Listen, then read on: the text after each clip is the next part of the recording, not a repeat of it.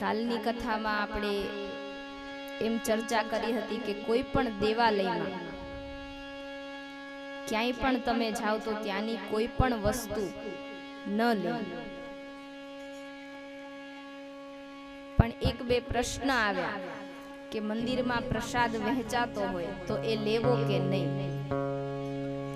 તો પ્રસાદ લીધા વગર જો તમે પાછા આવશો તો આપણે સૌ સત્યનારાયણની કથા જાણીએ છીએ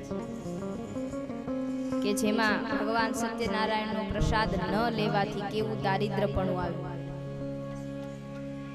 તો પ્રસાદ કોઈ પણ હોય એ ઠુકરાવો નહીં. કદાચ તમે તેને આરોગી શકો તેમ ન હો તો વંદન કરી દો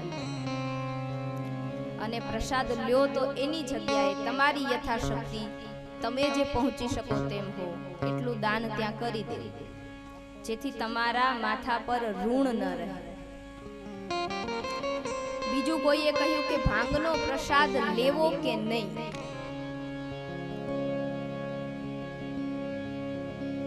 તો શાસ્ત્રમાં ક્યાંય લખ્યું જ નથી કે ભગવાન ભાંગને ખાનારા છે.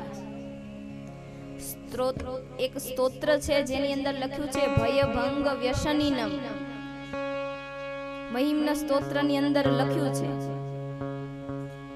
અને આ લાઈનનો અર્થ એવો થાય છે કે ભય નામના વ્યસનને, ભયને જેને ભાંગવાનું વ્યસન છે એવા શિવજી.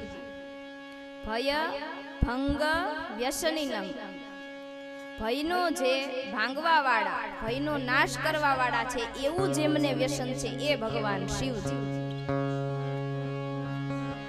પણ આપણે જીવાત્મા અને એમાં પાછો કળિયુગનો સ્પર્શ થયો એટલે કે ભગવાન ભાંગ જમે છે તો આપણે તો જમાય જ તેને એમ કરીને હરે હરે. એમાંય મહાશિવરાત્રી આ તો લેવું જ પડે. પણ ક્યાં વાંચ્યું તમે? ભીમ 11 ને દિવસે પાંડવો જુગાર રમ્યા હતા અને પોતાની પત્નીને પણ હારી ગયા હતા અને એટલે શાસ્ત્રમાં અથવા મહાભારતમાં લખવામાં આવ્યું ત્યારે કે 11 ને દિવસે તો પાંડવોય રમ્યા હતા. એટલે ઈ રમ્યાને આવી દશા થઈ એટલે આ તહેવાર બનાવ્યો કે આગળથી ધ્યાન રાખજો નહીં તો આવી દશા થશે.